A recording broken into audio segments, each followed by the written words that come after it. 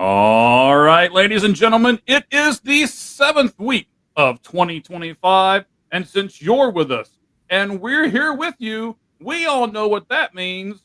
We are live. Ladies and gentlemen, boys and girls, children of all ages, www.welikesportspc.com proudly present to you its podcast tag team champions of the world,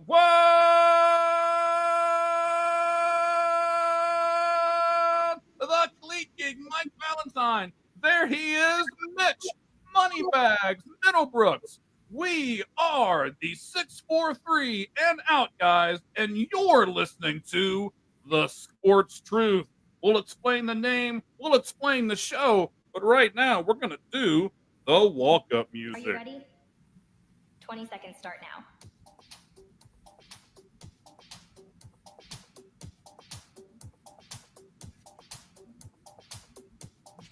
Ten seconds remaining. 5, 4, 3, 2, 1. Time's up.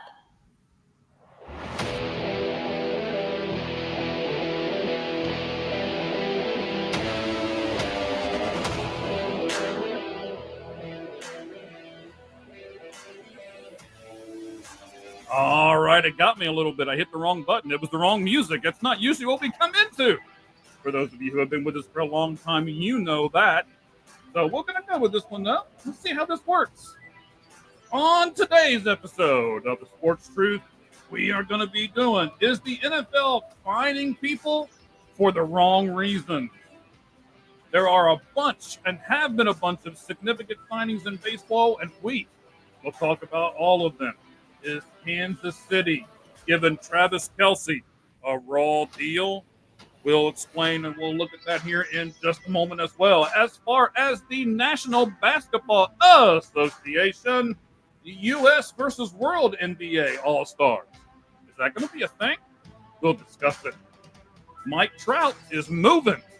Where's he moving to? Is he moving teams? Is he moving? We'll explain. We'll give it all to you here in just a moment. We're going to play a game of which is worse when it comes to the NBA and its All-Star game.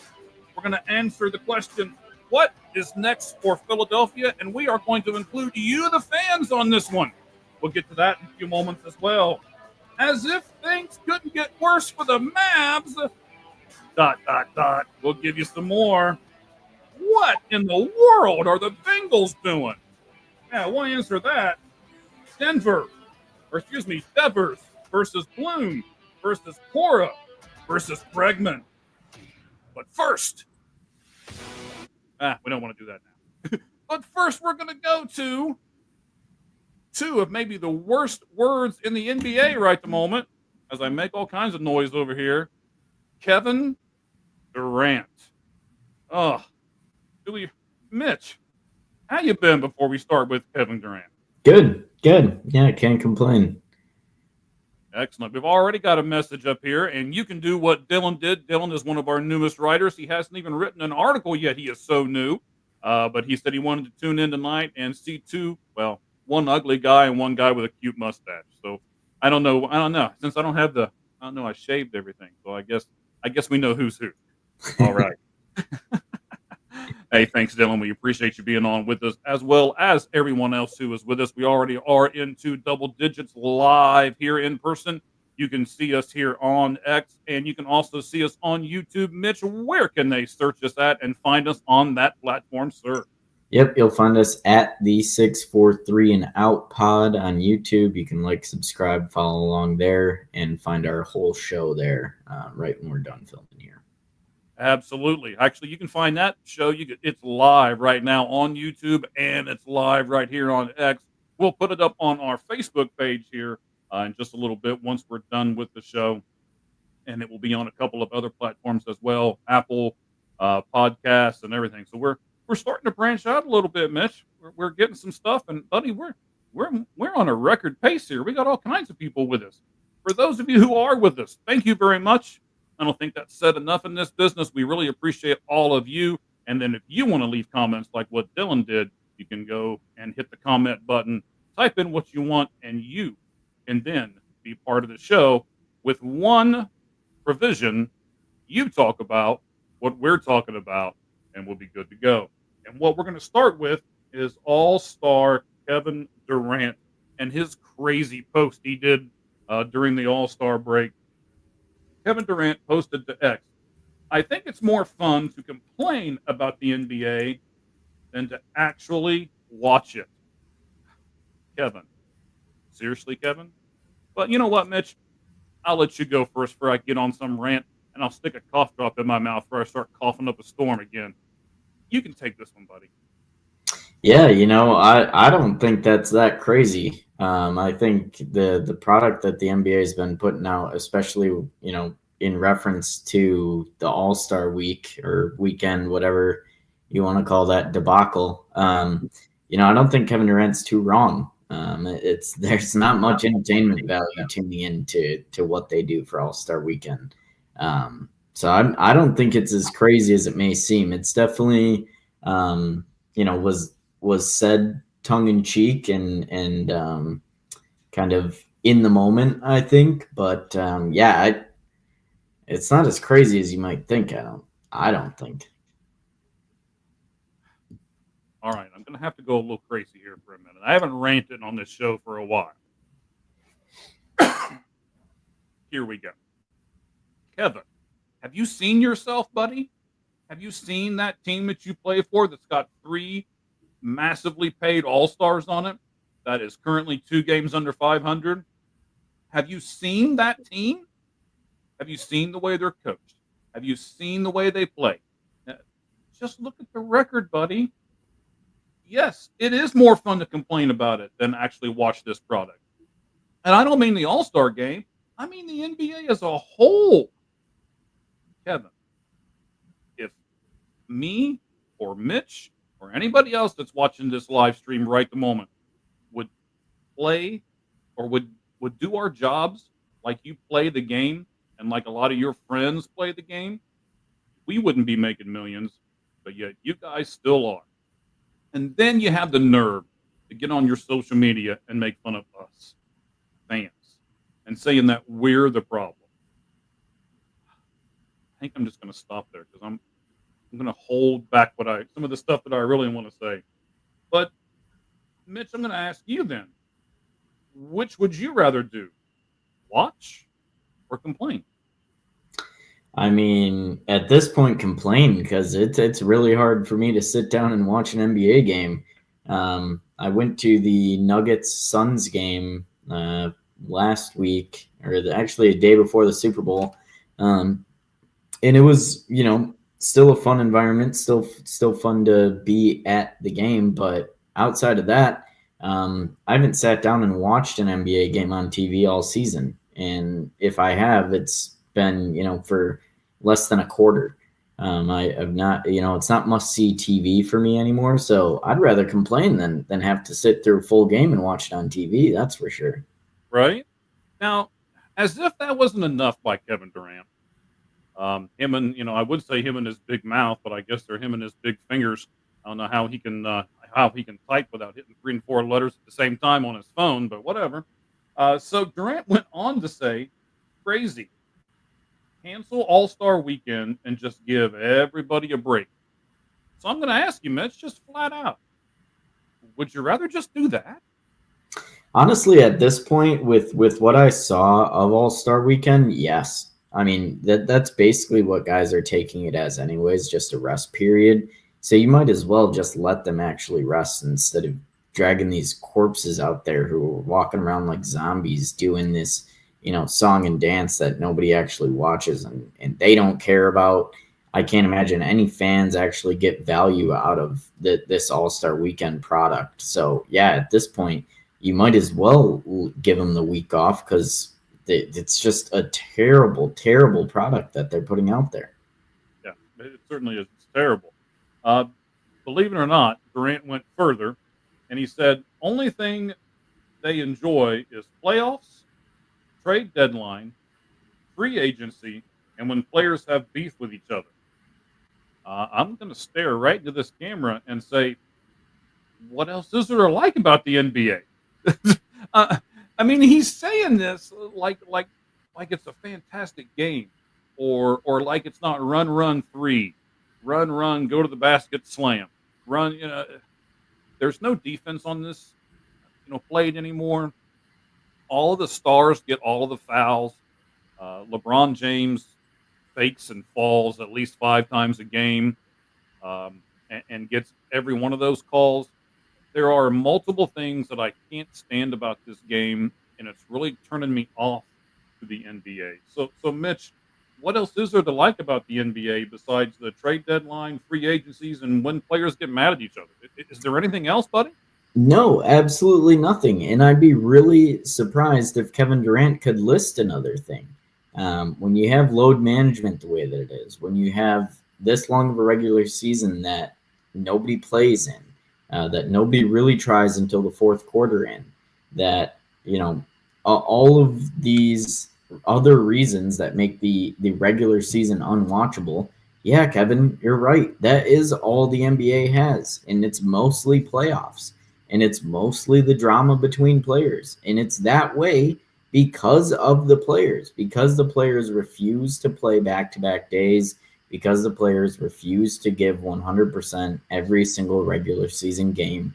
That is all the NBA has. And that's all the fans care about, because they've tried to care about every game. They've tried to care about every second, and they care more than the players. And that's when it becomes a bad product. And that's exactly the case we have right now. Right. And then you've even got people like LeBron who, I don't know if he did it on purpose or not, but he didn't pull out of the game till, I think it was just hours before the game was actually supposed to start. That's just a bad look for the NBA. He didn't give them a chance to replace him. Like when baseball does it, again, we'll get to this at the very end when we talk about the different All-Star games. But when baseball does it, they set everything up in advance, and then if somebody's injured or somebody decides I don't want to play, or maybe their wife is pregnant or something like that, and they pull out, well, baseball has enough time to get somebody else and replace them with them. LeBron didn't do that. I thought that was a really bad look. And then the second bad look that I really wanted to talk about was, I mean, if your own stars can't talk good about your game, how do you expect us to not complain and talk bad about your game? Did you not hear Draymond Green? Him and Oscar Robinson got into it. You had Kevin Hart trying to make a mockery of everything. It was just, I didn't watch much of it. I saw highlights and clips here and there. And like every clip I saw, I just rolled my eyes again and again and again. I'm going to say it this way, Mitch. I would be really, really, really upset if our sport, and I'm going to speak for both of us for a second, if baseball did their all-star game this way, I would be just fit to be tough. But it's the NBA, and I don't really care. Yep, I agree. So we're going to move on to the second. This is our NBA four-court press. I haven't changed the menu that goes along the bottom yet, so I haven't put it up there, but that's what we're going to call it now, NBA four-court press. We did the first one. Now we're going to go to number 2. Which was worse, Mitch? The G League team beating the NBA prospects, or the winner of the dunk contest is on a 2-way contract with the Orlando Magic? I mean, I know they're both terrible, but what do you think here? Can you pick one? Which one's worse, bud? Honestly, I think just in general, the dunk contest is worse. It's, Mac McClung, good for him, winning it 3 years in a row now, being on 2-way contracts every year. He's made more money, like $3 million from winning the dunk contest, and probably like less than $100K from his actual salary of G League stuff. So, I mean, that's where he's making his money 3 years in a row. It's just sad that we can even allow a guy like that to do it. Not saying he doesn't deserve it. He does perform the best in the dunk contest, but that's not saying much. The dunk contest is terrible. It's in the worst spot I've ever seen. We've got guys that no one's ever heard of. We got a G League guy that's on a 10-day contract every year, winning it. And there's just nobody to compete against him. Nobody actually wants to do it, and nobody knows who's in it. And the dunks just aren't exciting. They're, practice level dunks that people are doing every single day. It's just embarrassing, honestly. The dunk contest is so terrible. They might as well not even do it. And to Kevin's point, just give the guys the week off because it's pathetic. So raise your hand if you know the guy's name who won the dunk contest. Oh wait, I can't raise my hand because I don't know the guy's name. I mean, that's pitiful that he's made more money doing the dunk contest than he has on his regular salary. That in itself is just terrible. I mean, would the person that won the home run derby make more money than at the home run derby than they would at their regular salary? No. Would anybody from the NHL be in the same boat if they had skills competition and they won it, but yet that paid them more than their NHL salary? And I'm sure everybody that's listening here, whether you're live with us, whether you're live with us, or whether you are, watching this on some kind of a tape delay on one of our social media platforms, I think all of you know that the NHL salary is much lower than anybody else, and that still wouldn't happen in the NHL like it does the NBA. Nobody wants to participate in this thing. Nobody wants to play defense in this game. It's a terrible, terrible look. And then, I mean, they're getting paid so much. You can't give them like, okay, we'll give the winning team $1 million. They don't care. They're making so much money. None of them care. The only guy that cares is the guy that won the dunk contest. Yeah. That's whatever his name was. I mean, that's it. It's a pitiful showing. It really, really is. And we're going to move on to number 3 because, as I said in the opening, and if things couldn't get worse for the NBA franchise known as the Dallas Mavericks, Darryl Armstrong, who had a 14-year career that spanned with the Magic, the Hornets, the Mavs, the Pacers, and the Nets, is now an assistant coach with the Mavs, was both arrested and charged with aggravated assault with a deadly weapon this past Saturday. Let me give you guys the details here before we dive into this. So, allegedly, all right, I will throw that word out there because the court systems have not gone through all their process and things like that. For those of you who don't know, I am in this realm to a certain extent, and I understand a lot of what I'm going to talk about here and what's going on here. So she picked up his phone. She, being the girlfriend, and as far as the court documents go, says has been with him for months. Is what it said. So she picked up the phone, noticed some strange woman's number on his phone. They got into an argument about everything. He ended up hitting her, and he ended up getting the gun that was unloaded, and he struck her in the face with the gun that was unloaded. And then, of course, he's been drinking. Ladies and gentlemen, if I could take 30 seconds. I understand that some of you like to drink. A lot of you out here probably watching this right now like to drink. But know how to drink responsibly. It's not just a saying, it's a way that you should deem your life every single day. Now, let me get back to the Dallas Mavericks and all of that. He was drinking. Then he loads the gun, points the gun at her, and threatens to shoot her. So, assault with a deadly weapon. It's not like maybe he might have done it. Possibly he did it. He was arrested, and he was charged. That's the big thing. Both of those things happened right away. They had enough evidence to prove that not only did they arrest him, but they charged him all at the same time. So, Mitch, I've got 2 questions on this subject for you before we move on to our 4th in our NBA four-court press. First one is, knowing he was both arrested and charged, should Dallas fire him on the spot? Should he already have been fired? Yeah, I think so. I think especially with the severity of this kind of stuff, it's to a whole nother level than what we've seen previously with domestic violence in any league, let alone the NBA. I definitely think it warrants that. I think it's important to really review all the evidence and be confident in any decision you're going to make. But to your point, he was arrested and charged. I think there's enough evidence out there that can be reviewed that would show that, he did this. He needs to be held accountable, and that starts with losing his job. So yeah, I think so. I think there's enough out there that's a pretty clear choice for the Dallas Mavericks to cut ties there.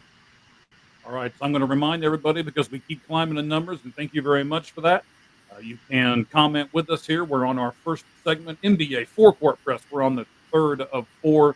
You can click that comment button, type to your little fingers or content, and give us something that we can add to the show that has your name on it. So, yes, I understand that you are innocent until proven guilty, but should you still be paid while the judicial process is going on, Mitch? Especially, I mean, if they're not going to fire him, should they still pay him while all this is going on?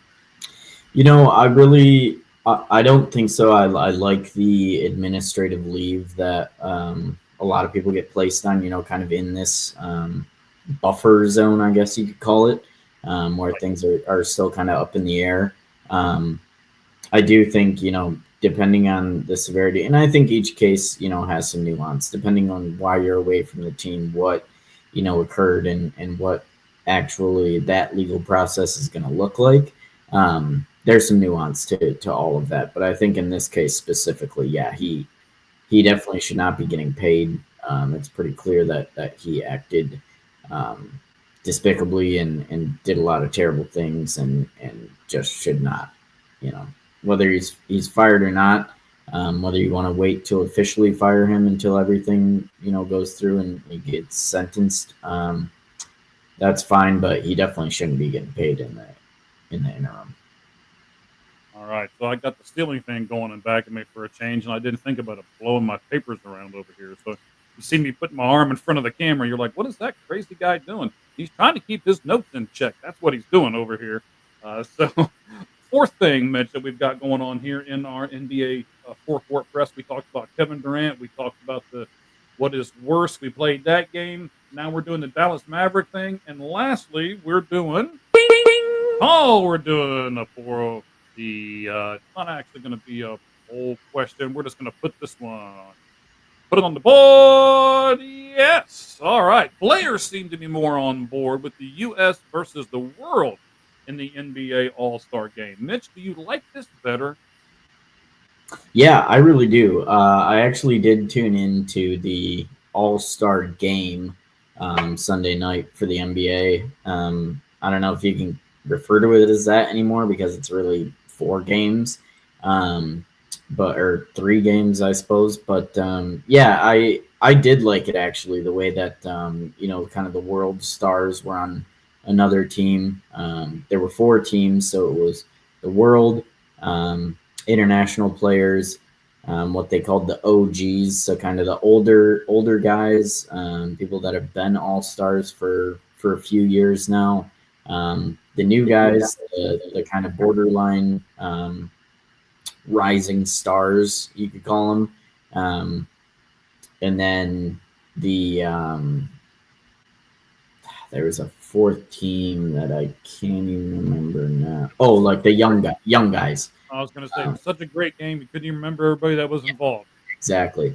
And the only one, which ended up not even being that close, that was intriguing was, the OGs, the older, established guys in the league facing off against the world, or the international players. And that was really the only thing that piqued my interest at all. It ended up being a terrible game. They played to 40, and I think the OGs won like 40-18 or something. It wasn't even close. The world just didn't show up to play. But it at least is intriguing when you can paint the picture of international players and how great those players are in the NBA right now versus, the U.S., the greats. And so I think that's interesting. Didn't work out this time, but that does intrigue me for the future. But that's what this is supposed to be, right? The NBA is supposed to be showcasing their superstars. That's what all the other leagues do. They don't bring the scrubs to the All-Star game, right? They're showcasing their superstars. And if they can't do that, then what are they doing the game for? Exactly. So, yeah, we're going to get to football here in just a moment. We're going to do NFL four down territory. You'll know it when the music kicks in. We're going to talk about if the NFL is finding people for the wrong reasons. We're going to talk about Travis Kelsey, of course, Taylor's little shoulder thing there. We're going to talk about that for a little bit. We're going to talk about what is next for the Philadelphia Eagles, and we're going to answer the question: what in the world are the Bengals? Don't get me started. I mean, I don't know. My eyes might get stuck in the back of my head. They roll back in there so many times that we'd have that discussion. But we'll get to that here in just a moment. We're talking about the players who seem to be more on board with the U.S. versus the world in the All Star game. Mitch, I'm going to put you on the spot a little bit here, and I'm going to ask you: do you have any ideas that can actually improve the NBA All Star game and the weekend that it is involved in?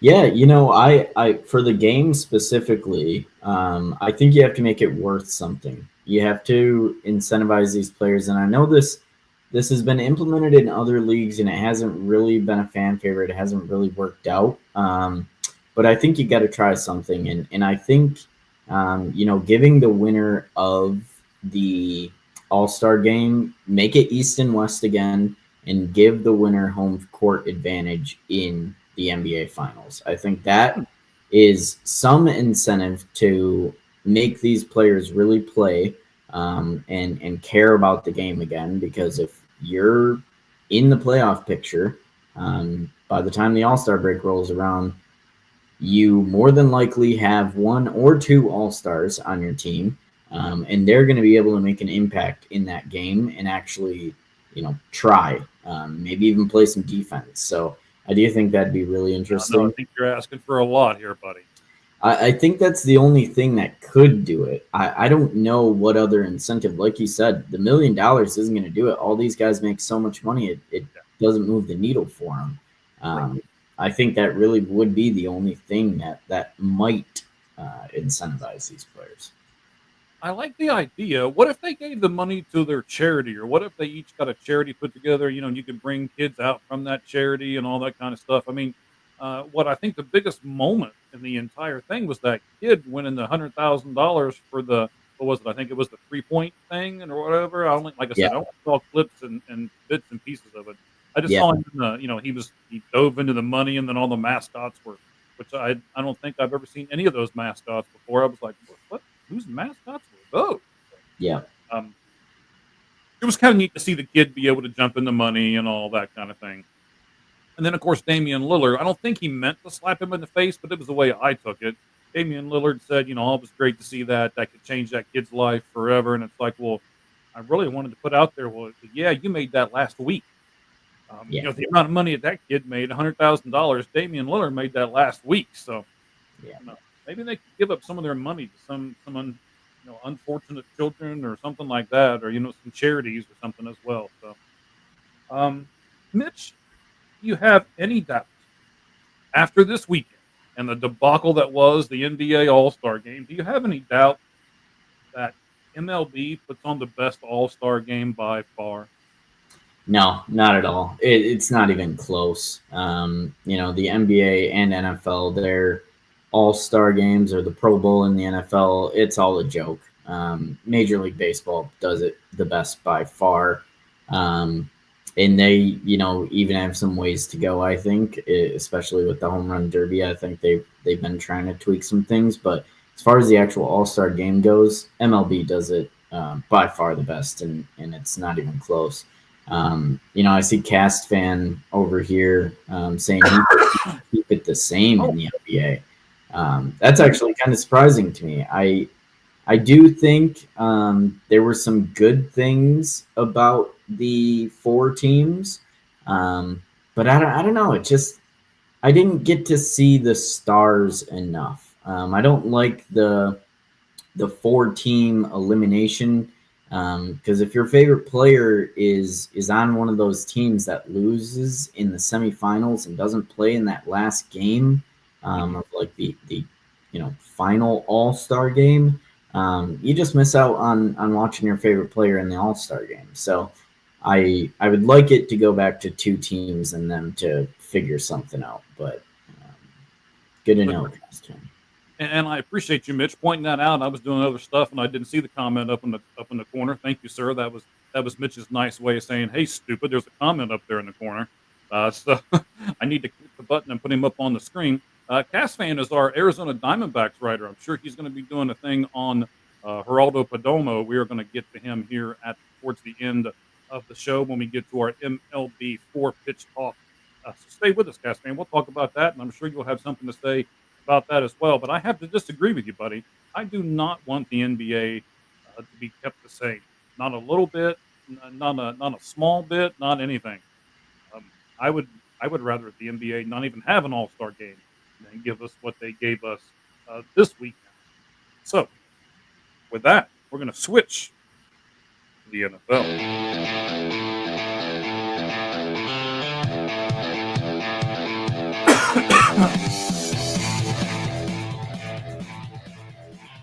I do real quick just want to put a bow on the NBA and talk about MVP odds real quick before we move on. Won't take much time, but the MVP race in the NBA is a runaway this year, according to the sports books at least. And I'll just give one tip in who I think may have the only chance coming out of the East for the MVP. And this is not biased. I swear I'm trying to be as unbiased as possible. Must be a Boston person.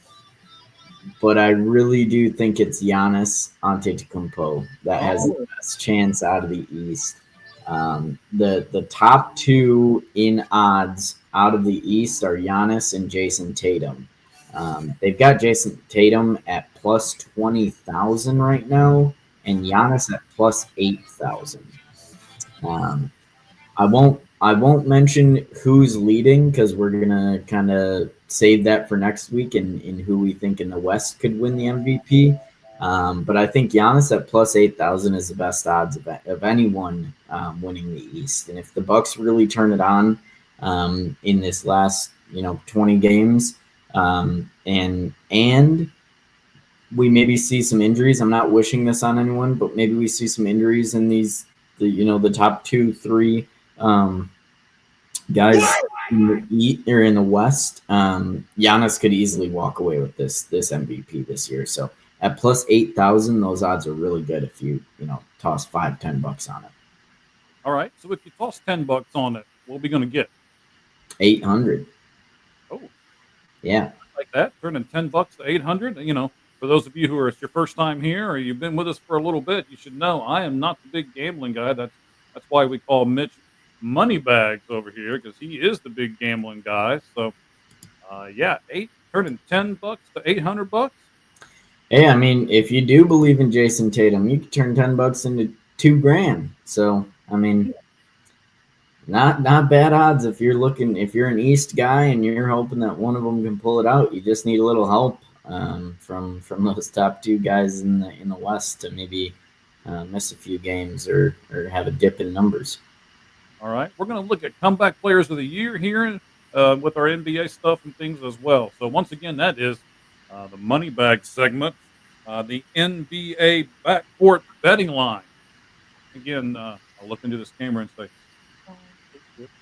so we're going to do one of these betting lines for each one of these. If I remember, Mitch will remind me because, he's the betting guy over here and I am not. So we're going to jump into our NFL four-down territory as we continue to climb in numbers. Thank you guys very much. We are really moving up numbers today. So we appreciate you being on board with us. You can, once again, be a part of the show. You click the comments, and as I'm saying all this, we continue to climb. We've added more just in the last 2 seconds. Excuse me. So the NFL, are they fining people for the wrong reasons? We'll look at Travis Kelce of the Kansas City Chiefs. We'll find out what's next for the Philadelphia Eagles. And some of you may be surprised at some of the holes that they have to fill and some of the decisions that they will have to make. And also, what in the heck are the Bengals doing? Well, we'll do that one last year. NFL four-down territory. The NFL fined Eagles linebacker $5,690 for unsportsmanlike conduct when he made a bow and arrow mimic after a sack of, of Patrick Mahomes. You're already going crazy over there. I mean, either your chair broke, you lost your spine, or something's going on over there, buddy. So the league is fining players for anything that looks like shooting of a gun or a bow and arrow or anything that they term that is violent. That's how the discrepancy reads. Mitch, do you like this stance? You know what? No, I don't in general. I think, yes, there has to be a line. You don't want people, you know, always doing celebrations that involve guns or anything like that. But a bow and arrow, I mean, come on. A bow and arrow. And how many sports, how many times do we see the bow and arrow celebration? You know, we had Usain Bolt who used to do it after every race that he won. You have so many guys that, you know, use that bow and arrow celebration. And it's like, okay, that you know, is what it is. The guns, the finger guns, and the, you know, pulling out an AK-47 or a shotgun, that's a little crazy. Like that, okay, you know, flag, unsportsmanlike, maybe a little fine, but a bow and arrow, I mean, come on, that's just absurd. Let them. You can celebrate in so many ways, but the second, you know, you pull out a bow and arrow or shoot something in the sky, that's against the rules, and we're gonna fine you almost $6,000. It's dumb. And this is a kid that can't afford to be fined $6,000. Exactly. I mean, you know. Well, and it's like, would they have really done it if it wasn't against their little baby Patrick Mahomes? They had to protect Patrick Mahomes even from the imagination arrows. Like, come on. I was going to get to that. You're 100% right, and I 1,000% agree with you.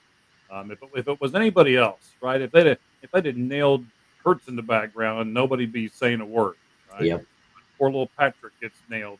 It's like him and Squidward and Squid and SpongeBob and everybody else. I mean, you know, we can't touch them. You know, they're in their little bubble.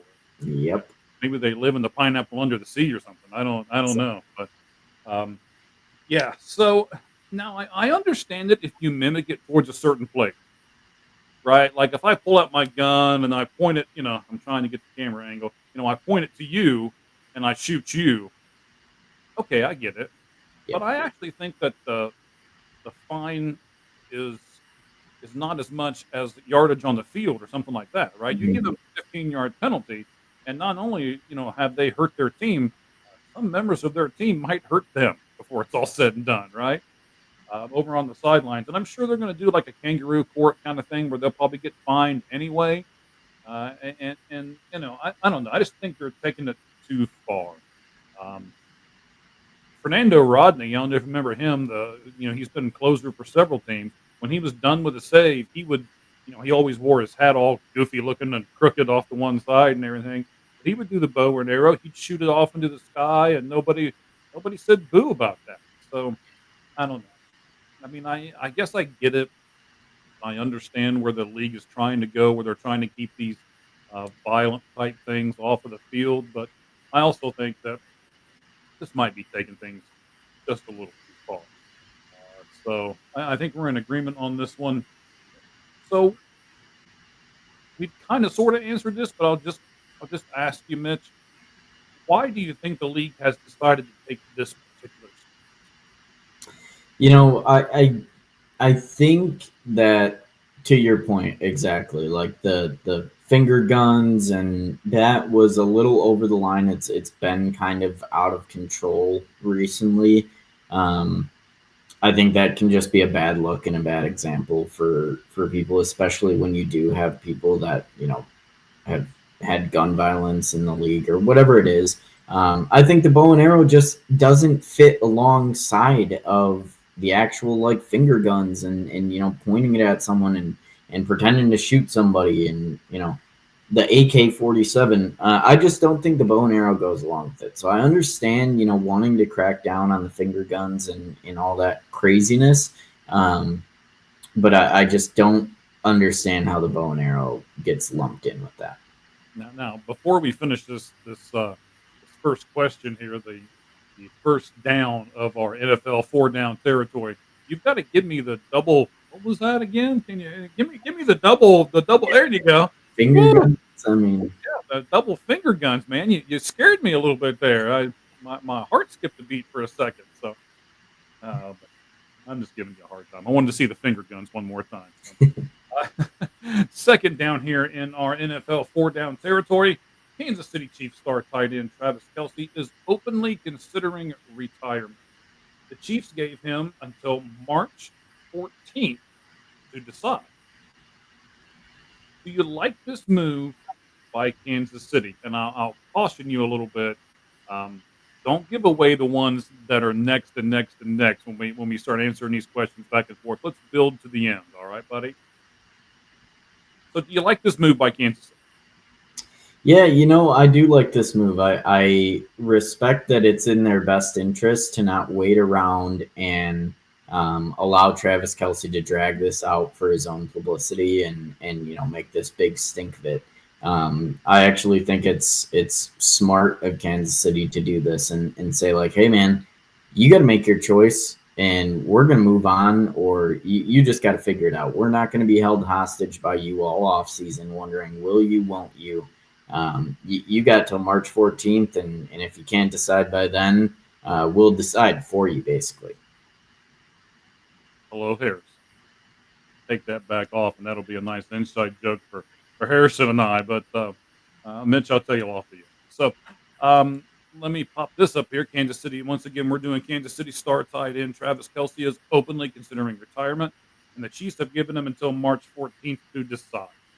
So you've already given your opinion on that. Let me ask you this, and I think this is an important part of this. What if Travis Kelsey calls Kansas City's bluff? Yeah, I think that's a really important piece of this. And honestly, I think that's more likely than a lot of people think. The biggest thing I think here that's happening is there's going to be a lot of like the trust between Travis Kelsey and the Chiefs is degrading day by day by doing this kind of stuff. And it's kind of going to be what looks to be a standoff between the two. And Travis Kelsey may end up calling his bluff. Their bluff. He may even make his decision earlier than that and not say anything to see. I want to see how the Chiefs are going to react. I want to see what they do if I don't give them an answer by this date, and go from there. I think that actually is going to do two things. One, it's going to feed Kelsey's ego because he's going to care, about what how they react, and the Chiefs are gonna not want to be embarrassed and try to stand their ground. So I think it's going to be really interesting when it gets close to that March 14th, if Kelsey hasn't, made that decision public at least. I'm just laughing because my buddy keeps shooting comments over, and these are little inside jokes, and it's like I am not posting that up here on the top. So we're just going to keep those to ourselves here for a second. But it's giving me a nice little laugh on the side here, so I appreciate it. So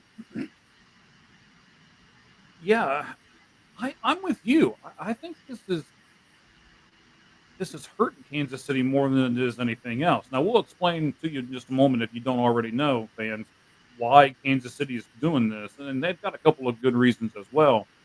But I think that this could turn more people against Kansas City in the long run than anything else. Because right now, Taylor and Kelsey are like the little darlings of the NFL, and only one of them plays football. So I don't know. The Chiefs are playing with fire a little bit here, and I also think this is one of the reasons why you don't structure contracts this way. So we'll talk about. You know what? We'll just go ahead and do that right now. So on March 15th, this is why they gave him till the 14th, because on March 15th he is owed $11.5 million in the form of a bonus.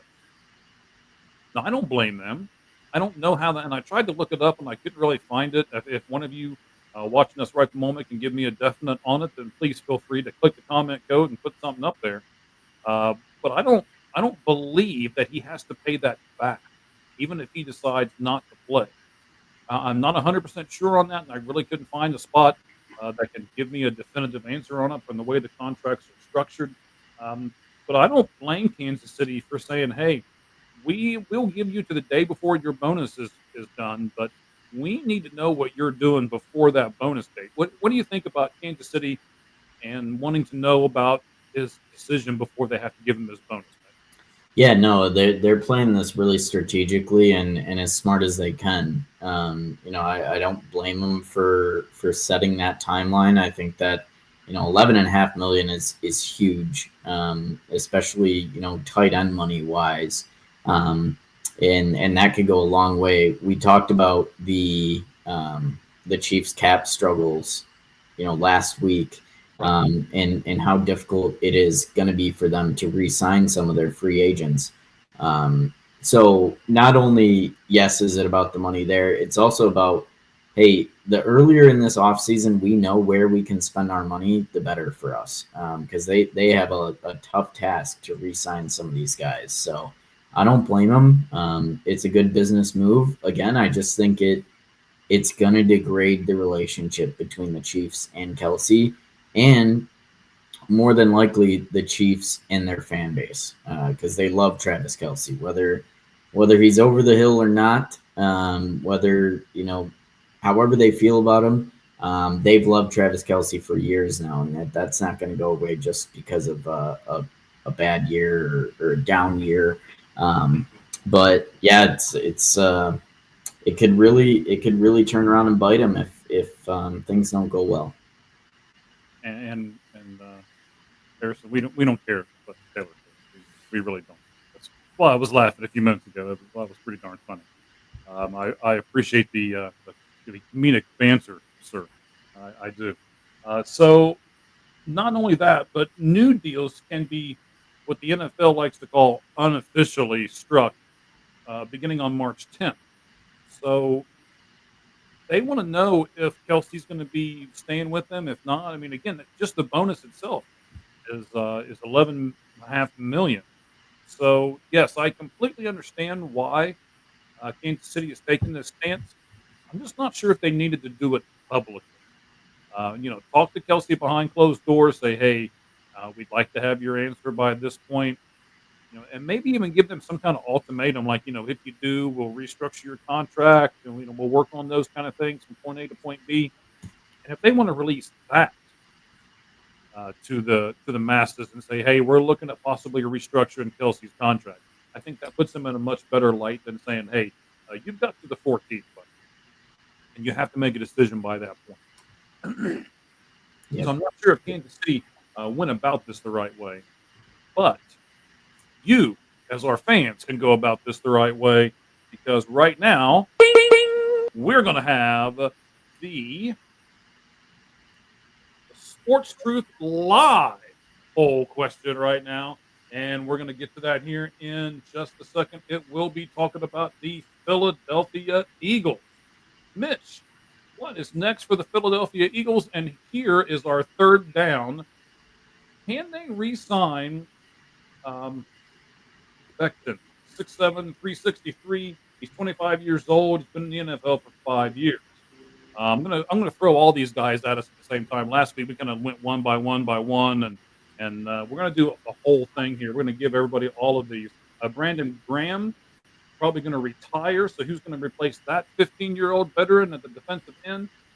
Zach Vaughn, 6'3" linebacker, 225 pounds. Again, 5 years in the league. He's 28 years old. Also got Josh Sweat.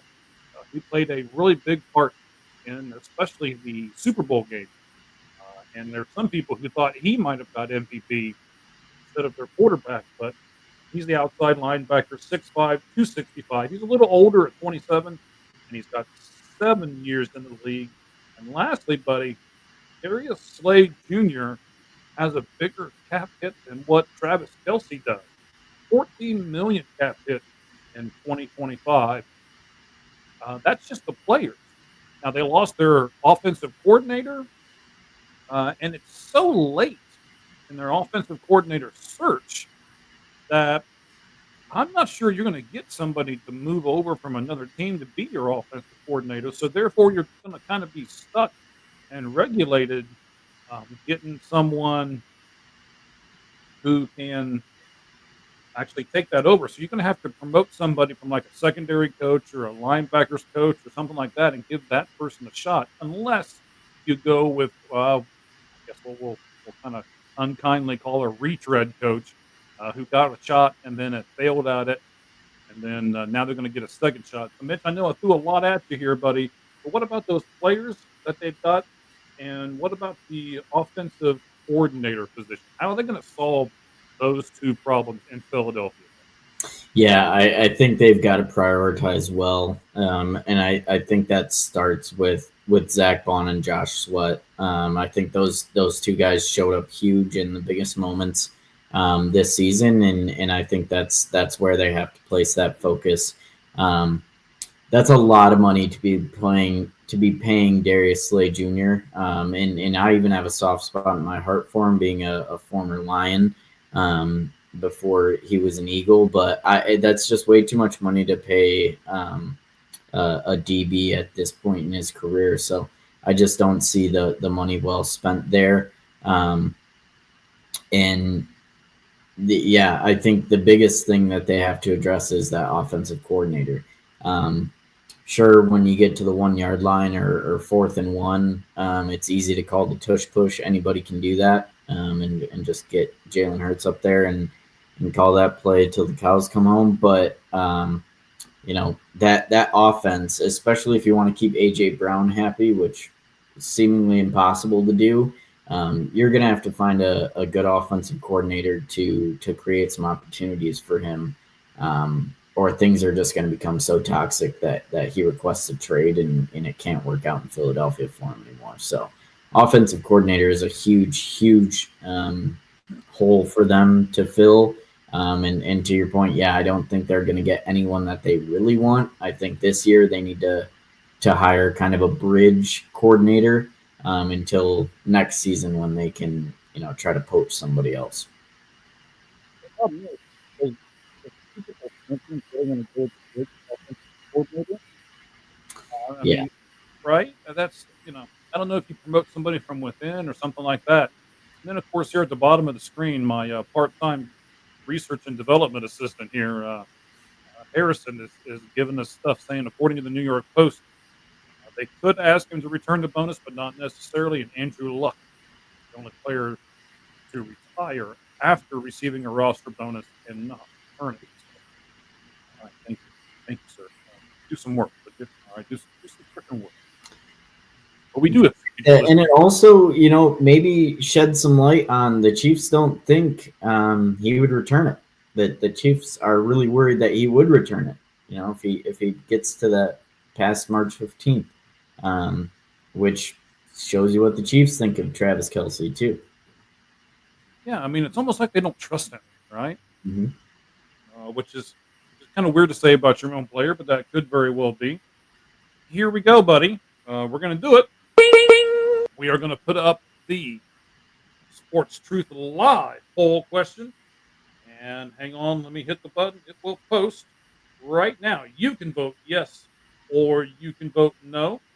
It's almost like you can go with this or you can go with that, right? So the Twitter poll question is, so scroll down to it. Can the Eagles be the next NFL dynasty? You can go to our Twitter right now at the 643 and out pod and vote on that. We'll give you results of that particular question at the end of the show. Mitch, what do you think?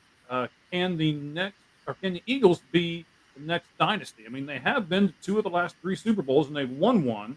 So can they be that next dynasty? And then I'll ask you the other question here in just a moment. No, I don't think they can be. I think the word dynasty is getting thrown around a lot because of what the Kansas City Chiefs have done as of recent. But I think dynasties to me mean a lot more than 2 out of 3 and only winning 1 of them. I also think that Jalen Hurts just isn't a good enough quarterback to be considered, to lead this team to a dynasty. I think dynasty is top 2 teams, top number 1 team for 5+ years. That's when you start considering someone or some team a dynasty. And I just don't see that in store for the Eagles. Saquon is unreal right now, and Jalen Hurts plays well enough to get them wins, but I just don't see this team being a dynasty like that. All right, we're going to get to our MLB 4-pitch talk here in just a moment. We're going to look at the significant signings over the last few days. Mike Trout has agreed to move. We teased that earlier. We'll answer that question for you. The mess that is the Boston Red Sox right at the moment, we'll talk about that. And then we'll look at our 4th pitch in the 4-pitch talk will be the Diamondbacks and their new deal with Geraldo Perdomo. So stay with us. We're going to get to those things here when we do our baseball segment here in just a minute. So we got all kinds of comments flying. I've got people messaging me. He says, finally, base now. Now I have to give Harrison a little credit here. If you guys haven't figured this out yet, we work together. Harrison doesn't even like sports, so I'm shocked that he's doing this right at the moment. I think it shows more volumes as to how fantastic Mitch and I just must be if we're getting people on here who don't even really like sports. But he's right. I forgot he's in training, so I was thinking he was at work right now and he was cheating on the job and watching us. But no, he's not. I forgot he's in training, so he's excited for our baseball talk here in a few moments. If there is a sport that he's into, it's more baseball than anything else, buddy. So then I know you kind of answered this already, but I'm going to ask as well. So what do Eagles have to do to become this dynasty if that's what they want to become? What do they got to do? They've got to get a lot better offensively outside of the run game, and they've got to instill fear into people the way that they don't right now. I think they're too basic and they're too predictable to really be that afraid of them as far as like a dynasty talk goes. Okay, man. Harrison, calm down. So yeah, we're doing all of this stuff here. So it's not just about what the record is then, as far as what you're saying. It's more about how people perceive them and things of that nature. There's more to it than just how many Super Bowls have you won or how many trips you've made to the big games, right? Yeah, agreed. All right, cool. Last thing, 4th down in our 4-down territory. The Bengals. Are you ready for this, ladies and gentlemen? I don't know how many of you know this, and I've seen this. This might make my head explode. If you see the headphones go flying off, it's because of the Cincinnati thing. Maybe the most poorly run organization in the world. But I used to live there, and I love this team. I love Joe Burrow, and I don't know. I almost root for this team in spite of how they're managed. But here we go. The Bengals are rumored to franchise tag wide receiver T. Higgins for the 2nd year in a row. And I don't necessarily have a problem with them doing that until I see the financial ramifications of it. It would cost them. Ready? People that I love and know back in Cincinnati, you better sit down. It would cost them $26.17 million if they franchise tag him for a 2nd year in a row. Mitch, the question is: any receiver in football worth $26.17 million? Yeah, I don't know about any. I think you can maybe make the case for some of them. That's still a lot of money. I mean, that's a lot of money for Jamar Chase, who's on that team, by the way, that they're not even paying $26 million a year to. To give that to T. Higgins because you want to franchise tag him and you know he's not going to sign a deal with your team, that's just absurd to me. I think, maybe you can make the case for some wide receiver in the NFL to be worth that amount of money. But there's no way you can make the case for T. Higgins to be worth $26 million. Well, they're saying they're doing this because they want to work out a long-term deal with him. Okay, I'm all right with that. But the problem is you've got other needs. I mean, why wouldn't you franchise tag your fantastic defensive end? Mhm. And defense is what this team needs, and we all know it. I don't understand why they're wasting this money, and they are. They're wasting this money on T. Higgins. You want to sign him to a long-term contract, then sign him to a long-term contract. Throw the money at him and say, "Here you go." You're going to have to do the same thing with Jamal. You're going to have to get creative. That's the difference in the Eagles, who we just talked about, and most of the rest of the teams. None of them are very creative as far as how they structure contracts and stuff like that. If you look at the Eagles roster, they're paying a ton of people, and they're making it work because they are creative. The Bengals don't know what the heck they're doing, and it's not working. That's why they didn't make the playoffs this past year. And I want to blame part of it on Joe Burrow too. You have to be that greedy and make that much money, and then you have to go on all the talk shows and say, "Oh, well, we can afford T. Higgins. Well, you might be able to because you're making a ton of money." Now, whether your owner can is another question here. So once again, before we jump into our MLB talk here, all of you can do what Harrison has done several times today, which is click on the comment button up in the upper right-hand side of the screen and put your comments up there for everyone to see, and you can be part of us at the Sports Truth. It's Mike Valentine, the Clee Geek. I am at the 643 and out pod on my X handle. Mitch, what is your X handle, buddy? Yeah, you'll find me at Mitchellbrook52.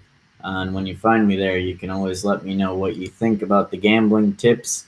The gambling tip to close out this NFL 4-down territory segment, we're going to go back to second down and talking about Travis Kelce's retirement odds. So yes, Travis Kelce retiring is such a big story that the sports books have a gambling line on it. Surprise, surprise, right? Yeah, surprise, surprise. If Taylor didn't give him enough publicity, the sports books will too. Right now, the sports books are leaning that he is going to be returning in 2025, and they have his no to not retire at minus 196, his yes to retire on or before March 14th is at plus 150. So the sportsbook thinks Travis Kelce can't go out with that bad taste in his mouth in that Super Bowl loss. He's going to come back and at least play one more season. If you're on the board of Travis Kelce is going to retire, plus 150 is not bad odds.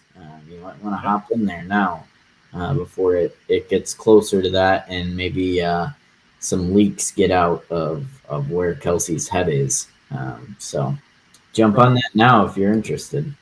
Yeah, he's got some podcast. I don't know. There's a couple other people who do a podcast too. He's got some podcast. I'm sure he'll leak it on his own podcast before it's all said and done. So we've already done the NBA backcourt betting line. That was the NFL backfield betting line. And then here on our MLB segment, we will also do a betting line. It is called the MLB batting practice betting line. Once again, sponsored by. All right. So with that being said, let's go to our MLB talk.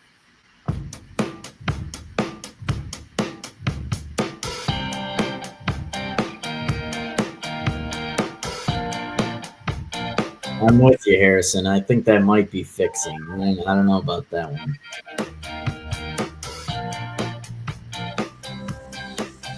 All right, I'll show it.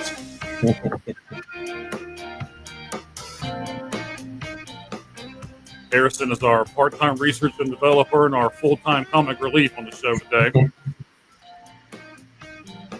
All right, so once again, we're going to do the significant signings over the last few days.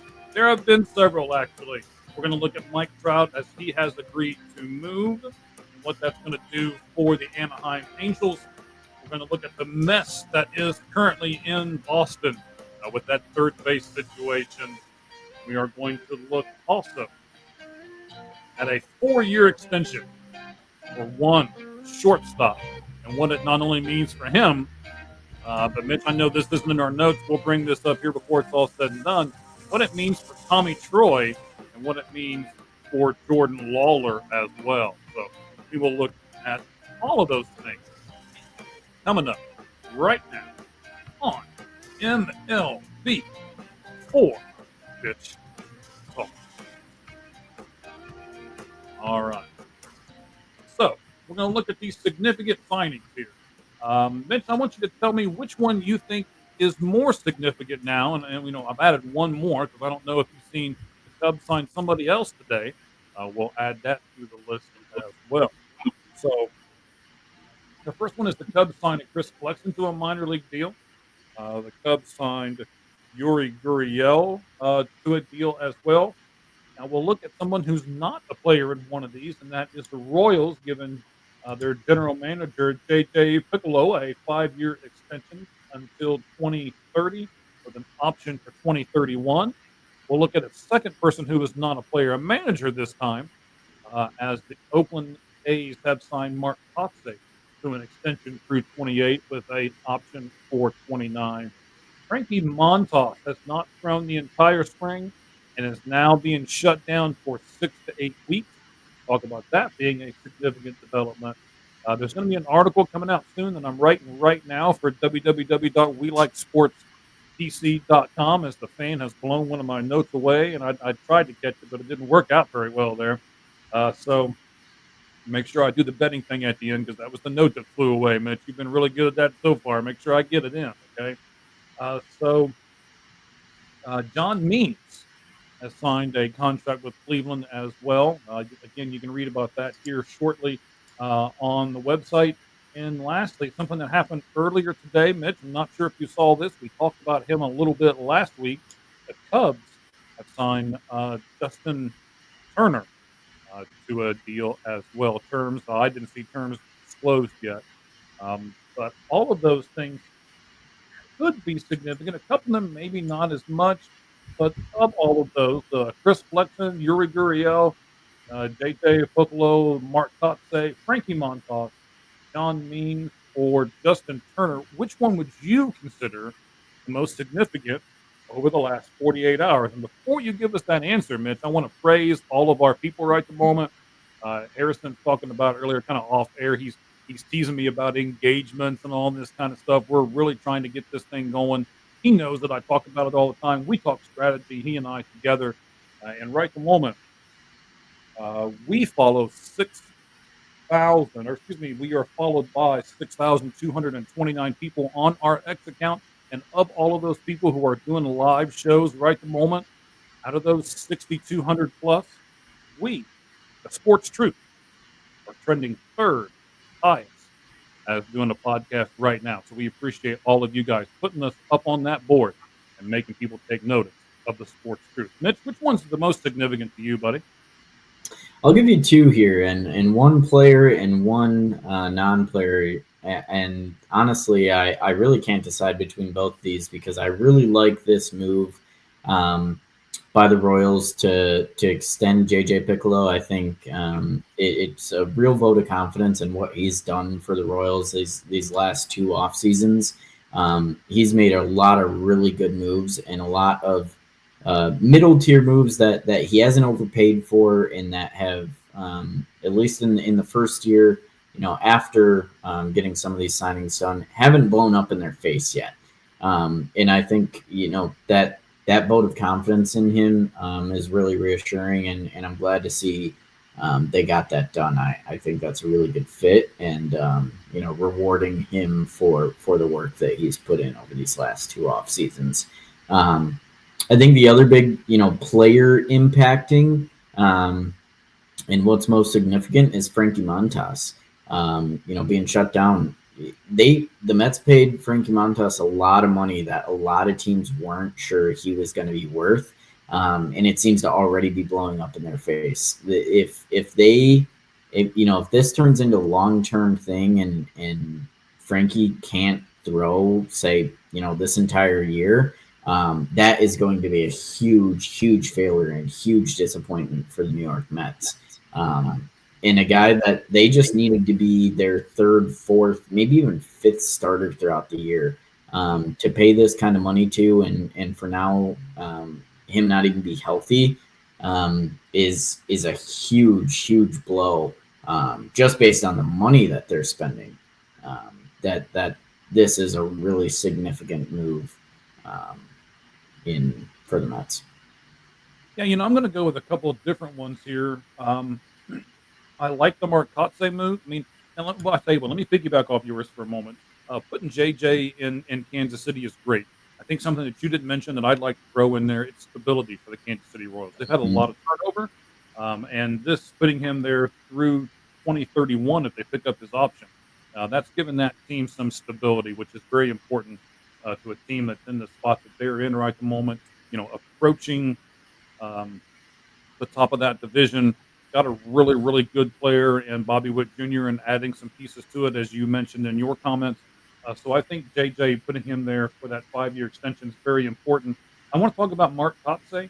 I don't think people are talking about the Oakland A's a whole lot. I did see today where Rob Manfred said that they're on course as building the stadium in Las Vegas. I haven't been to Vegas for a little bit, so I haven't seen where the construction is on it.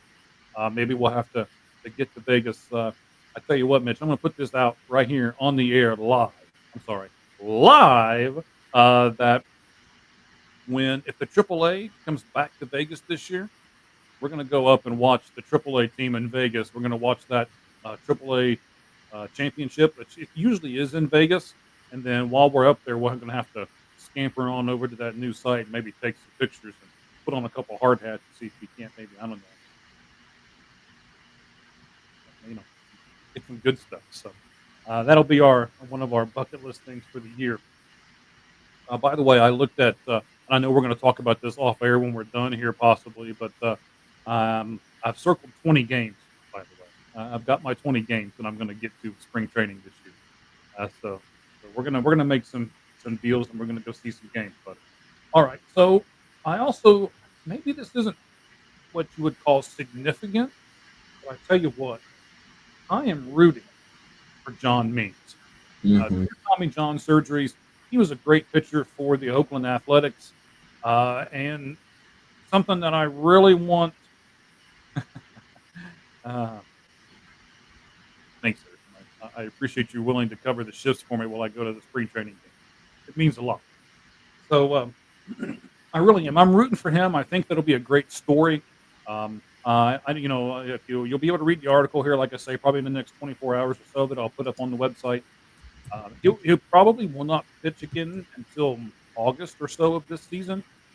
But there's a reason for the contract to be structured that way and things like that. But this is a guy that he's really easy to root for, and I hope that John Means can make a comeback and become somebody again in Major League Baseball. Mitch, on our second pitch of our MLB 4-pitch talk, Mike Trout has agreed to move to right field. Of course, he's been a superlative center fielder for the majority, or in fact, all of his career. So, Mitch, is this a good decision for Trout? Is it a good decision for the Angels? Or is it a good decision for both? I actually think it's a good decision for both. To be honest, I'm pulling up their lineup now because I can't recall who's going to replace him in center field here. I know it's good for Mike Trout. I know he needs to get off his feet and get out of center field because he can't keep doing it to his body. His body has proven that he can't withstand a full season in center field. And so moving him to right field, where he hasn't played since his rookie season, it's the best thing they can do for him. They've got to try something. I'm really not sure who they're going to go with in center field, if it is going to be, Taylor Ward, Joe Adell, or Mickey Moniak, but I'm really interested to see what they do because none of those guys have the speed that you typically see in center field. So they're definitely going to lose some defense there. Mike Trout doesn't have the speed anymore at his age, unfortunately, and through all the injuries. But I would guess that it's going to be Taylor Ward taking over there. Joe Adell probably has the most speed, but still, even then, he just doesn't have the speed that you need there either. And it definitely can't be Jorge Soler. So it'll be really interesting to see. Ron Washington. But yeah, I mean, they might as well put somebody out there like that because they're going to lose all that speed. You just got to hope that that the positioning can kind of make up for it. But Right. So I'm going to give you an over or under, Mitch. I don't think we've ever done this, or we haven't done this for a long time on the show. So setting this up this way, Mike Trout has played 266 games, 266 over the last 4 seasons. I'm going to give you the 2025 season, and I'm going to give you 100 games. Over or under? Mike Trout, over or under 100 games in the 2025 season, buddy? well, I'll give you the one I want, and then I'll give you what I know is going to happen. What I want is over. I want to see Mike Trout healthy and playing a full season, or at least close to a full season.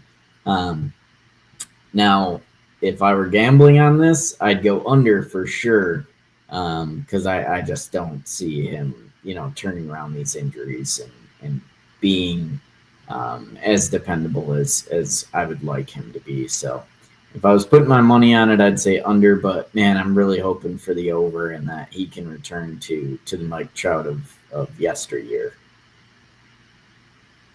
So you might see me keep looking over my shoulder. We might have kind of a surprise guest I didn't tell anybody about. He's filming a podcast of his own right now. And he said if he got a chance to pop over on ours, he would. He's a big Boston Red Sox guy. So I keep looking over my shoulder. I told him to send me a message when he was done with his podcast. He might not get done before we get to the Boston Red Sox talk here, but I'll keep looking over my shoulder every once in a while to make sure he's not there. Excuse me.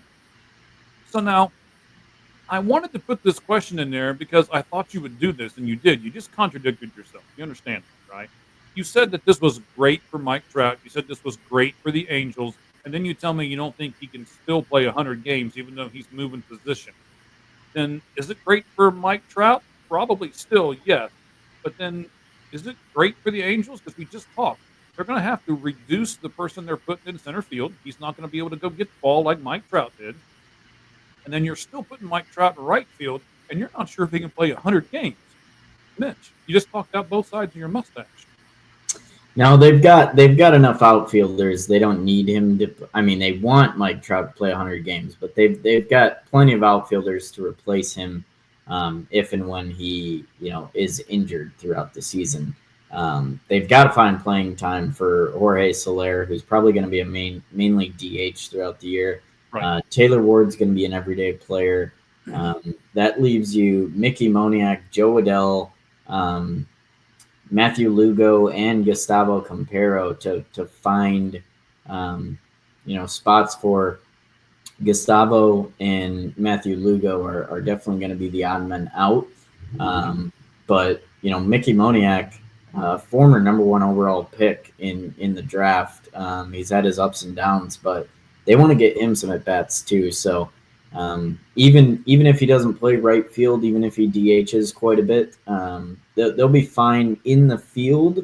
It's just finding some consistency, whether if Mike Trout is out, that I think is going to be the difficult part for him. Right, and Mickey Moniak has had his own injury problems too. So keeping both of them on the field, I don't know, maybe both of them do a little bit in center. I mean, I'm sure Mike Trout will not play 0 games in center field. I just think he's going to be the primary right fielder. So, Ron Washington is a fundamental guy. He's a good guy. I think he'll be able to mix and match. And I also think that the team has bought in. And that brings me to my third point here in our second pitch of MLB 4-Pitch Talk, sponsored by, could be, but it's not. Anyway, so see how we smooth that right in there? Yeah, man, you sponsor us, and we're going to get this going great. So anyway, is it significant that Mike Trout actually announced this, and it wasn't the Angels, like it wasn't the front office, or it wasn't the general manager, or it wasn't anybody like that. I don't know if you saw it yesterday, but they were talking to Mike Trout, and Mike Trout was the one who actually put this out there that he was going to move over to right field. Is that significant in this whole thing, Mitch? Yeah, I think it is. I think anytime, and especially with the Angels, when you have a guy that is the face of your franchise like Mike Trout, um, and the fans love him so much, and there's not a lot to love about ownership and the things they've done, letting Shohei Ohtani walk and just kind of you know sitting by the wayside for years now. When Mike Trout goes out and says, "Hey, I'm moving," and kind of like gives up center field when you're hoping that for him. When he kind of like relinquishes, like, "Hey, I know I'm not, that 24-year-old player anymore that can play center field and um, you know every single day." When he gives that up, I think that actually helps the team, and um, him coming out and saying it makes it seem like it's as much his decision as I'm sure it was the team coming to him and saying like, "Hey man, I mean you're getting up there now. What are we gonna do here?" Right. And being 33, 34 years old now, I think it's time. And he knows that too. And you and I were actually ahead of this Mike Trout talk last week. We did a really good segment on it last week.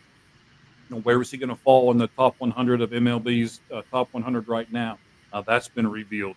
He was at, I believe, 37. Mhm. He fell quite a bit. He even referenced that when he was talking in his press conference. And it's nice. We talked before about athletes going out on top.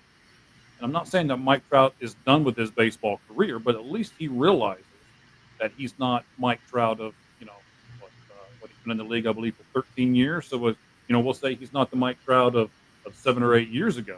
Yeah. And again, he realizes that. Unlike what's going on in Boston right now. Let me creep over my shoulder one last time. Nope, he's not there. So that's okay. We can do this, Mitch. You and I got it. So our third pitch in 4-pitch talk is the debacle that is going on in Boston right now. It makes me laugh because these guys are spending crap tons of money on players and they can't even get this stuff right. They're all arguing back and forth. I don't know how much of this stuff you have seen, sir. But Devers not only said that he wasn't moving from third base, he said no to DH and he said no to first base, all in the same minute and a half presser that he had yesterday. And he started all of this. He claimed that Blaine Bloom, who used to be the general manager in Boston, told him during his contract negotiation that he would never move off of third base. But Mitch, you can look this up. It's on our Twitter account at the 643 and Out Pod. I threw it over there for us, knowing that we were going to do this segment today. Would you like to guess who is the worst defensive third baseman in baseball last year? I'm gonna guess it's a guy that's been in Boston named Rafael Devers. Yes, but of course, he can't move off of third base though for a guy who's really good at third base. And Alex Bregman, no, we got to put our feet in the sand, and we got to dig down deep, right? So let me ask this: what do you think? I don't want to phrase it.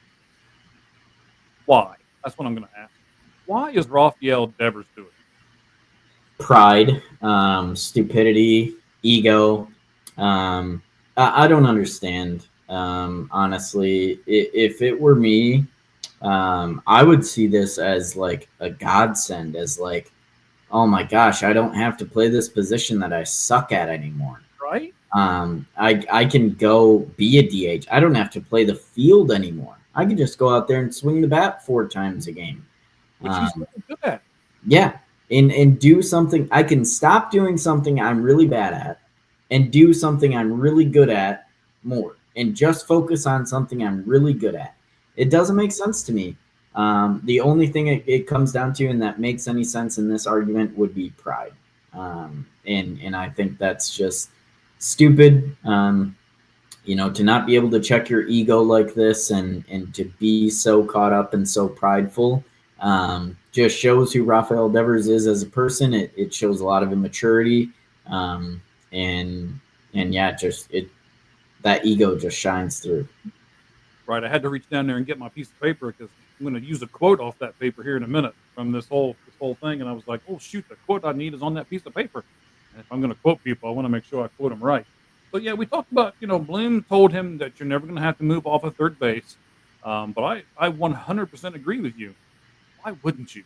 You've got to see the same statistics that we can see, that you're terrible at defensively at third base. And you want to do what's best for the team. Now, I want to ask you about Alex Cora, manager of the Boston Red Sox. He seemed to lay down the law in his press conference. Did you see his press conference later on that same day? He basically insinuated that Devers wasn't going to be the one making that decision. It was going to be him and the new front office that Bloom had no part in whatsoever. Do you like Alex Cora taking charge, or do you think it should have been done kind of behind closed doors? No, I love it. I think if Rafael Devers is going to be immature and throw this in the media, the manager and front office have to get in the media and shut it down just as quickly. And I like that they didn't let it spew on.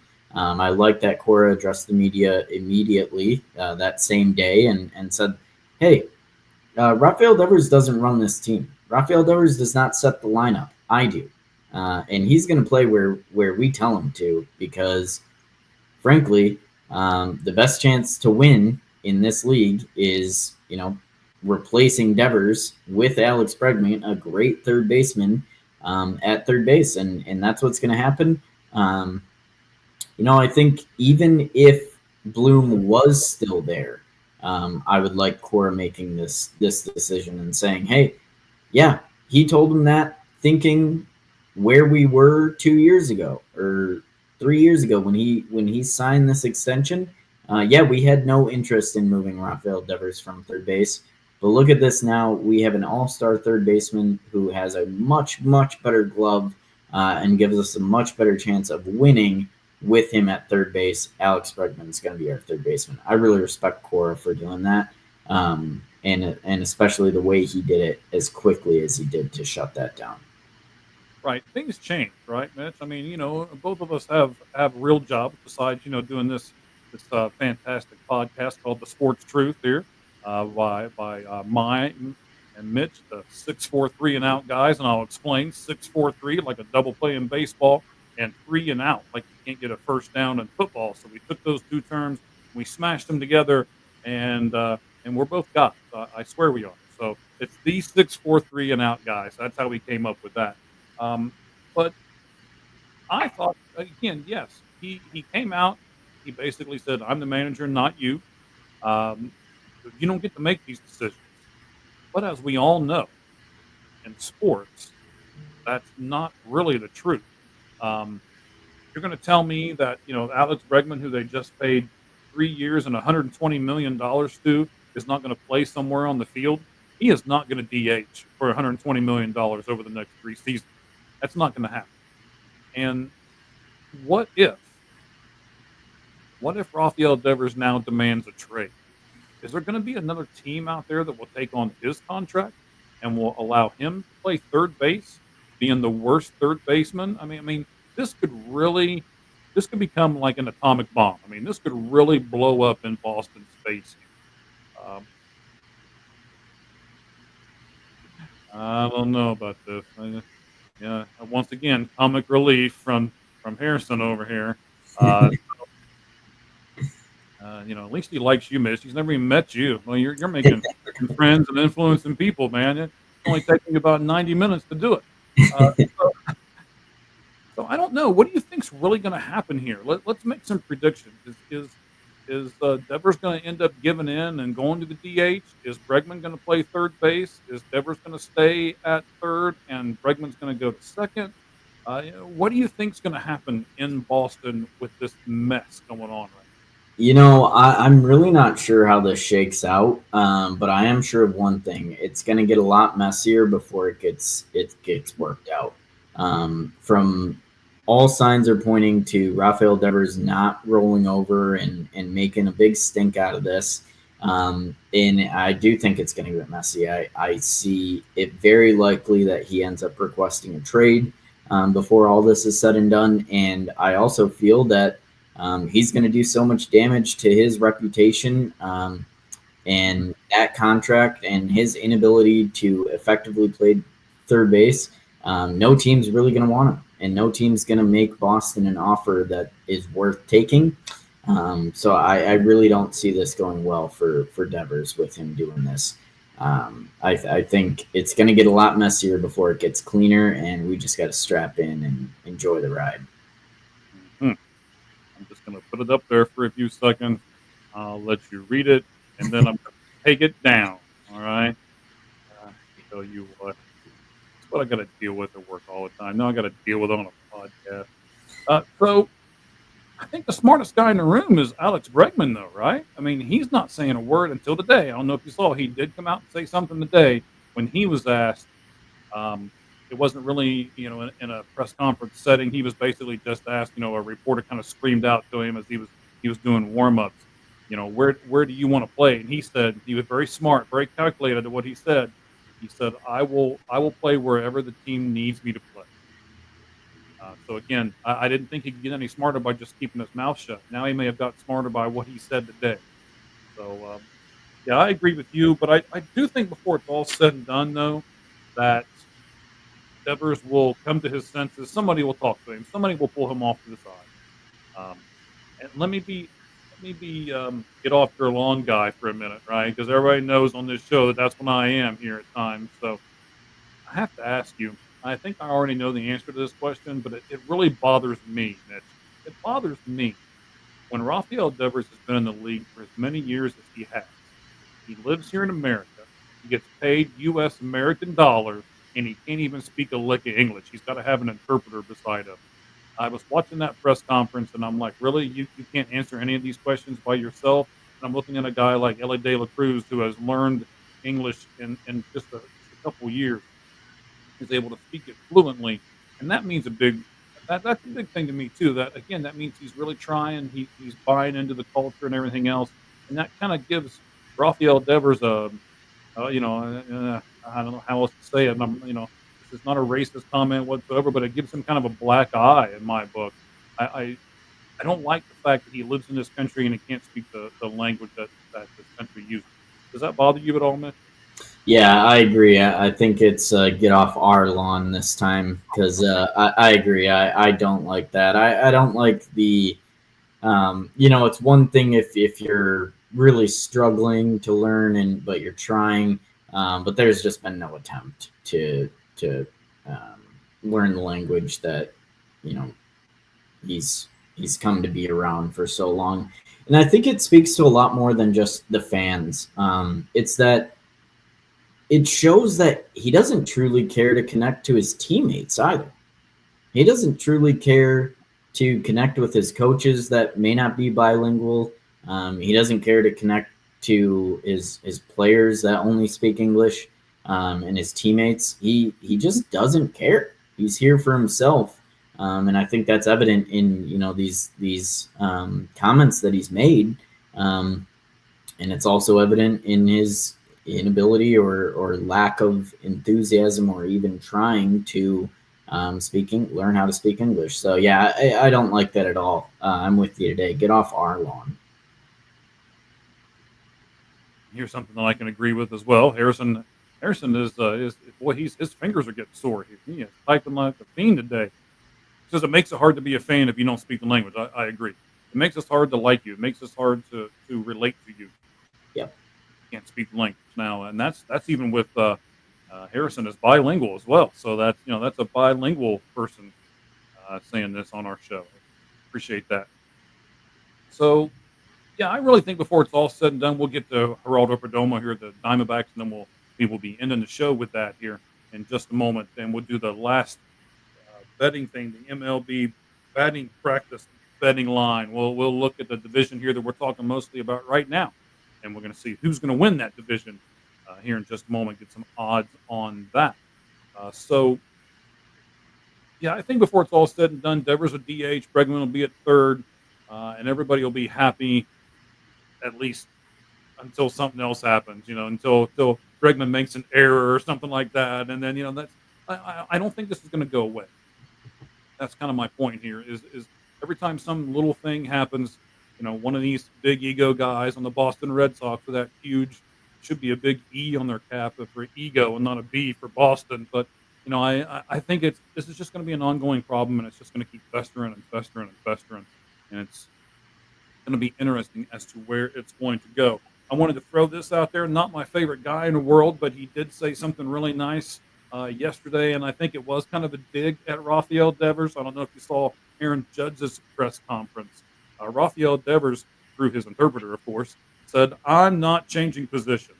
Aaron Judge was asked where he wanted to hit. He says, "I don't care where I'll hit. I'll hit last if that's what makes the team better." So you got one superstar who is digging in his heels and refusing to do what's best for the team, and you've got another superstar who is willing to do whatever is best for the team.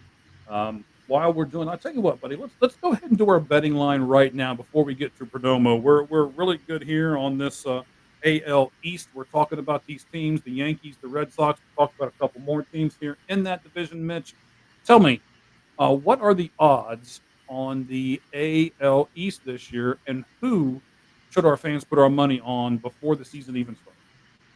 Yeah, no surprise the Yankees are the favorite to win this division at plus 110. Orioles in second at plus 285, and then the Red Sox actually at plus 425. Rounded out with the Tampa Bay Rays at plus 750, and the Toronto Blue Jays at plus 1500. Yeah, not giving the Blue Jays any chance whatsoever, to win this division. I think the bottom half of this division, at least where the sports books have them, is where you want to put your money. I think, obviously the Yankees have the best chance. They have the best roster, and they've spent the most money to do it. But plus 110 just isn't going to get you the return that you really need. The baseball season is long, and it's got a lot of twists and turns, a lot of ups and downs, and you never know what's going to happen. So the Toronto Blue Jays at plus 1500 are definitely your best odds. They've had some stinkers the last few years, and they've really disappointed. But they could really surprise people this year. They've still got a really good lineup, and if they get some extra production from those that maybe they haven't in the past few years, that plus 1500 could really, really be valuable. I think, when we get to the middle of the season, if the Blue Jays are hot, that is definitely going to be down, closer to that plus 300, 400, 500. So getting in on it now at plus 1500 is really good odds. That's where I'd put my money. And yeah, to Harrison's point, I would stay away from the Yankees at plus 110. Baseball is just too unpredictable to put money down on a season-long thing like that.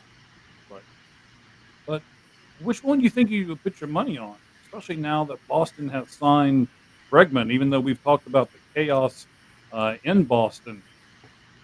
Don't they have all things considered, I'm still going Blue Jays. I think that plus 1500 and the chance that I give them to actually win it is just too hard to pass up. All right, okay. I'm just gonna go with you, right? You're the betting guy. We're gonna stay with money bags over here. There's a reason that's why we call him what we call him, and we'll let him do that. And always the White Sox under. That's an easy one. Always the White Sox under. Always. Thank you, TC. We appreciate that, buddy. Once again, you guys, we got one more part to our segment here. We have the fourth pitch in the MLB 4-pitch talk. You can talk about the Arizona Diamondbacks and what they have done here with Geraldo Perdomo.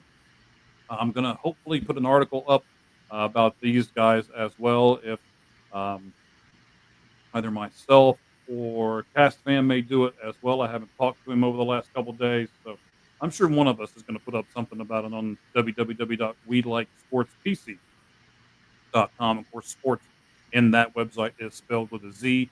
That's why the Sportz Truth is spelled with a Z as well. And what we're going to do here is we're going to put it on the board. Ow, that was awful. Yes. We're going to put that up here. As I click the right button, there it is, buddy. Is the Geraldo Perdomo signing a good move, a good value, or both for the Arizona Diamondbacks, Mitch? I think the number one is a good value, but I also think it's a good move. So I will go both here. I think I lean towards good value a little bit more because we've seen some ups and downs in Geraldo's time, especially in the last 2 years. Some inability to stay healthy as well. But I like the move because I think it gives some team control, and they didn't overspend. And if Geraldo Perdomo is, his best, we're going to look back on this contract and look at how much of a steal it is for the Diamondbacks. So huge upside, not that much downside because it's, only 45 million total. And they'll end up having wasted that on Jordan Montgomery within 2 years after this season. So at least it won't be, that kind of level of wasting money, no matter how bad the contract is. See, I want to make this prediction now. I don't think they're going to waste money on Jordan Montgomery. I really think he's going to have a bounce back year for the Diamondbacks this year. You're not in agreement with me here, are you? I hope so, but no, I don't think so. I think last year, I just don't think he can do it anymore. I think he lost it. All right, I'm going to put in another cough drop so I don't sound like whatever Harrison put up there that's not going to get seen by anybody else but Mitch and I and Harrison. So, yeah. Is it great? He has great defensive numbers, does Geraldo Perdomo. So, Mitch, what is the line, right? I mean, there's offense and defense in baseball. What do you pay for defense, and what do you pay for offense? I mean, where's the line at? Where do you draw it? Talk to me a little bit about how much you think defense, especially with a guy at shortstop, is to a baseball team. Yeah, well, you pay a lot more for offense. I don't know what those figures look like, to be honest. But I know you're only going to get paid with both. You're going to get paid more often if you just have offense, but you're not going to get paid just for your defense. If you only have defense, you're not going to get paid very much. You got to have at least serviceable offense, and I'm talking just batting like 220, 230. If you can do that and have Gold Glove defense, that's going to at least keep you in the league. It's not going to get you a huge payday, but it is at least going to keep you in the league. And that's really what it comes down to. Your big paydays are going to come from your offense, and if you can couple both offense and defense together, that's where you're going to get the huge paydays. But yeah, it's a tough line to draw. I think that's kind of why we see this contract the way it is, because if we get his offense from 2023, this is going to be a huge value for the Diamondbacks, but it's just unknown if that's what you're going to get from him. Right. We just talked about a guy who has basically no defense and a ton of offense, and Rafael Devers, who's getting paid a lot more than Perdomo is. But at the same point, this is where I think this is a really good value for the Arizona Diamondbacks. I'm not sure about it being a good move for them because you've got Tommy Troy waiting in the wings, and you also have Jordan Lawler waiting in the wings. Now, I know that this isn't, and a lot of people have already pointed this out to me on Twitter when I kind of put this out there right after the contract was done. It was real late last night when I was doing research and stuff for the podcast today. I saw it come across the wire. But I know Suarez is in the last year of his deal, and it's like, well, okay, one of those two guys can move over to third base. Yep. Yeah, but only one of them can. So I'm not sure what this is going to mean for Jordan Lawler or what this is going to mean for Tommy Troy. Tommy Troy just had a really good season in the Arizona Fall League, and Jordan Lawler. I want to talk about this a little bit more next week, so I don't want to dive into this too much, and I'm going to put some articles out about this. I'll talk with our resident Arizona Diamondbacks writer, of course, who is Cast Fan One. We talked to him earlier today on the show itself. I think this could be a big turning point for Jordan Lawler. I don't want to give away too much of what I would do, but that's just the only reason why I'm not sure if it's a good move. It's a fantastic value because, as you're saying, if we even get close to the offensive production that we got from Geraldo Perdomo in his prime before his injury this past year, and even when he came back, again, I don't want to give away too much because I know we're going to throw a lot of stuff in an article. And I want you guys to go to www.welikesports.com and read what we put out there. We are bringing in a bunch of new writers right now. We're getting excited about bringing in some wrestling people, bringing in some more baseball people. I've got a few of them knocking down my door right now. You may have seen the tweet that I put out earlier, or the post, I guess it's not called Twitter anymore, where I went on a massive following spree, and I did yesterday. I'll be doing a little more tonight when we get off air here. So we're really trying to add to this, not only to our podcast here, the Sportz Truth, but we're also trying to add to the website as well. So great defensive numbers. You do pay for them, but let's talk about the offensive numbers here for a moment. In his 4-year career, he's only got 54 doubles. He's got 9 triples, and he only has 14 home runs in 4 years, Mitch. That's not just a lack of offense. That's almost no offense. Is this really going to be a good move and a good value for the Diamondbacks, considering everything? The way the Diamondbacks are positioned right now offensively, they do need some extra pop, but I think they can withstand not getting it from Perdomo. I think, if he's a 300 hitter like he was, as you said, in his prime, I do think it's worth the signing, and I think it's something that they can work on. They don't need him to be a power guy. They just need him to get on base, and he can make some steals and create some havoc on the base path with his legs. But yeah, he's just got to be more consistent. He doesn't have to hit for power. He doesn't, they don't need him going out there and cranking the long ball every game, but you would like to see a little bit more power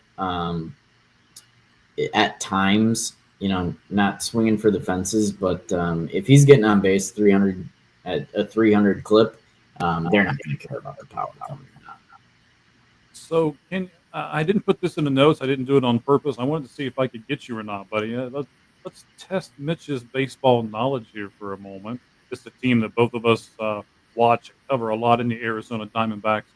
Can you tell me what offensive category Perdomo led the league in last year and was tied for 6th in this past year, even though he was injured for 90 games of the season? Do you know what it is? It's actually a pretty significant category that a lot of people don't think about. Is it walks? It's close. Has 4 letters, but it starts with a B. Bunts. Bunting. That is correct. Yes, he was the best bunter 2 years ago, and he tied for 6th this past year. So, using that kind of as a jumping off point, where would you bat Perdomo in the lineup now that you know he's going to be here for at least the next 4 years? I think he's slotted into the bottom of the lineup really well, that 7, 8, 9 guy, and I think he can do a lot for you down there. I'd like to keep him down there. The bunting is a huge piece, but I just don't think you can put him high in the lineup when that's a piece you're hoping that you can get from him. So I think you got to keep him down in the lineup still, but he'll give you hopefully some production down in the lineup. Okay. I'm not sure about that. I kind of like him at the top of the lineup, but I also know we've got McCarthy and you got, if Thomas can come around and hit some. But, there's a few ifs here. The other if that I wanted to talk to you about is what if, they got rid of Christian Walker, big loss of power in their lineup. I know they replaced him with Naylor from the Guardians last year. But what if Naylor doesn't replace Walker very well, and Suarez starts the year off this year like he did last year, and now you've got Perdomo who doesn't give you much offense either. Your almost entire infield, with the exception of Ketel Marte, is going to be dreadful as far as offense goes. Can the Diamondbacks afford to be that bad? No, they've got to put together a full season if they want to compete for a wild card spot. And I say for a wild card spot because they're not going to get the NL West.